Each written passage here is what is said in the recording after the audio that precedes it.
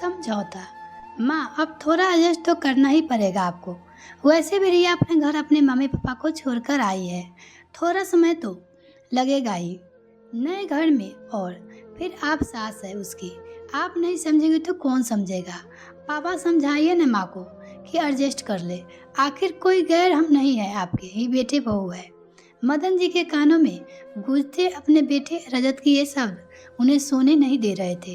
रात की खामोशी में रजत के शब्द जैसे उनके मन में भूचाल सा ले आया था। पास ही निर्मला गहरी नींद में सोई थी। एक नजर निर्मला पर डाल मदन जी उठकर बालकनी में गए। समझौता कितना सब छोटा सा शब्द है, लेकिन उतना ही कठिन हो जाती है समझौता करने वालों की जिंदगी। एक बार जिसने समझौता कर लिया, क्या हर बार उसे ही समझौता की उम्मीद की जाती है? पहले माँ, फिर भाई और अब बेटा, सबकी उम्मीद सिर्फ निर्मला से हो रही है कि वो समझौता कर ले। लेकिन क्या किसी ने निर्मला के लिए समझौता किया? दिमाग में बार बार उठते इस प्रश्न का उत्तर जाने के लिए मदन जी का मन उन्हें अतीत की गहराइयों में ले जाने से व्याकुल हो रहा था। नई बहू आ गई का शोर मचा था। लाल सुर्ख जोड़े में नव जीवन के हजारों सपने सजाए आज निर्मला अपने पति मदन के साथ अपने ससुराल की चौखट पर खड़ी थी। नंदी रिश्ते की भाभियों से हंसी मजाक करते गीत गाते हुए नव प्रवधु का गृह प्रवेश करवाया। मंदिर में छोटी सी पूजा के बाद मुंह दिखाई की रस्म शुरू हुई, लेकिन इन सब में के बीच निर्मला को उसकी सास कहीं नजर नहीं आ रही थी। हो सकता है व्यस्त हो गई, मन ही मन निर्मला ने सोच लिया।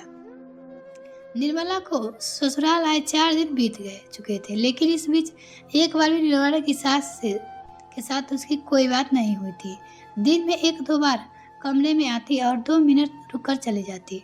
चेहरे पर ना कोई हंसी, ना कोई नई बहू आने का उत्साह। यूँ लगता जैसे निर्मला उन्हें पसंद ही ना हो। समय के साथ निर्मला की शंका सच में साबित हुई। कमाओ बेटा, अब कहीं पत्नी को मुट्ठी में ना ले जाए। भय निर्मला की सास को कटु व्यवहार कारण था। देखा निर्मला, माँ ने बहुत कष्टों से सहकर हम दोनों भाइयों को पाला है। मैं नहीं चाहता कि इस उम्र में उन्हें कोई दुख या परेशानी हो, इसलिए मैं तुमसे कह रहा हूँ कि समझौता कर लो और जैसे माँ कहे वैसे ही करो। आखिर इस घर में बड़ी बहू हो तुम। जितनी आसानी से मदन जी ने ये बात निर्मला से कह दी, उतनी ही मन से निर्मला ने मान लिया और समझौता कर लिया। अब घर में निर्मला की सास माँ का ही डंका बजता। हर महीने मदन जी अपनी तनख्वाह अपनी माँ के हाथों में देते और घर की हर चीज़ उसकी माँ के अनुसार ही होती। एक पत्नी और एक बहू के सारे अधिकार छोड़ निर्मला ने समझौते की जिंदगी स्वीकार कर ली थी। अब मदन जी माँ बहुत खुश थी, क्योंकि उनका कमाऊ बेटा उसकी मुट्ठी में था और बहू उनके अनुसार चलती थी। लेकिन निर्मला कुछ उदास, जिसे भली भांति समझकर उसे मदन भी चुप रह गए। कुछ समय बीता और छोटे भाई की शादी भी हो गई। निर्मला की देवरानी चालाक और आलसी महिला थी। घर में काम बढ़ गया था, लेकिन हाथ अभी भी 2 ही थे और वो भी निर्मला के। देवरानी किसी काम में सहायता नहीं करती। सुनिए जरा, देवर जी को कहिए कि देवरानी जी को समझाए, अब कितने दिन नई बहू बनकर रहेगी, थोड़ा घर का काम काज में हाथ बटा दिया करे। निर्मला की बात मान मदन ने इस बात को चर्चा किया। छोटा भाई और उसकी पत्नी ने घर में कोहरामा मचा दिया कि बात घर में बंटवारे तक आ गई। जाने निर्मला, जैसे आज तक काम किया है वैसे ही आगे भी कर लो, चाहे कोई काम वाली रख लो। घर का बंटवारा किसी कष्ट में उचित नहीं होगा। लोग क्या कहेंगे? आखिर कोई गैर नहीं है, अपने ही दोनों है।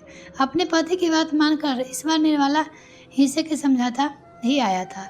सीधे सरल पत्नी के हर बात समझौते पर लेने को कहना मदन जी को अच्छा तो नहीं लगता था, लेकिन कभी घर परिवार को, कभी आर्थिक परिस्थितियों को मजबूर हो उन्हें कदम उठाना पड़ जाता था। रजत बड़ा हो रहा था, कभी स्कूल फीस तो कभी किताबें। हर बार अपने पति की मजबूरी समझ निर्मला को ही अपने खर्चे में कटौती कर समझौता करना पड़ता था। समय के साथ माँ जी नहीं रहे और छोटा भाई विदेश बस गया। अब कुछ सुख निर्मला के हिस्से में आए थे। धूमधाम से रजत की शादी हुई थी। नई दुल्हन रिया आधुनिक विचारों की लड़की थी। दिन चढ़े तक सोना, आधुनिक कपड़े पहनना और अगर निर्मला टोक दे तो नाराज उल्टा जवाब देना। निर्मला ने रजत को टोका दिया। रिया को समझाने के बजाय रजत ने अपनी माँ को कहा सुना दिया, बेटा इतनी जल्दी बदल जाएगी ये मदन जी को नहीं सोचा था, लेकिन सही भी था। रजत, कम से कम रिया की आवाज़ को उठाना उन्होंने क्या किया था? आज तक सिर्फ मजबूर समझौता करने की, लेकिन अब नहीं, मेरी पत्नी अब कोई समझौता नहीं करेगी। एक नए दिन के साथ एक फैसला ले चुके थे। मदन जी मन का बोझ अब हल्का हो चुका था। यह क्या इतनी सुबह खुले बिना सहल में खड़े है? कहीं ठंड लग गई तो चलिए अंदर चाय बनाने जा रही हूँ। निर्मला जी मीठी डांट सुन मदन जी मुस्कुरा के अंदर आए। रजत तब तक नीचे आ चुका था। बेटा रजत, कल तुम्हारी बातों पर गौर किया मैंने। सही कहा था तुमने, रिया बहू है हमारी, थोड़ी समझ तो देना ही चाहिए एडजस्ट करने के लिए।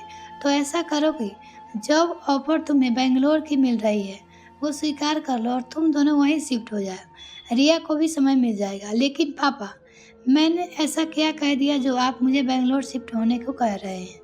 और फिर माँ, तो मैं बचपन से एडजस्ट करते हुए देखा है, कभी दादी तो कभी चाचा जी के साथ, अब रिया के साथ। क्या समस्या है? रजत, जैसे तुम अपनी पत्नी का सोच रहे वैसे ही हमने भी अपनी पत्नी का सोच रहा हूँ। मानता हूँ देर हो गई मुझे तुम्हारी दादी और चाची के लिए, मैंने ही मजबूर किया था तुम्हारी माँ को, लेकिन अब और नहीं, मेरी पत्नी अब कोई समझौता नहीं करेगी। उम्र के इस पड़ाव पर अब मेरी पत्नी स्वाभिमान के साथ रहेगी, ना ही समझौते कर। अपने पापा की दो टूक बात सुन रजत चुप गया। वही रसोई में बाप बेटे की बातें सुनते निर्मला जी की आंखों कोर भीग गए। आज सही मायने में मदन जी पति का धर्म निभाया था। मिलते हैं फिर नेक्स्ट गर्लफ्रेंड, तब तक के लिए bye. Thanks for watching this video.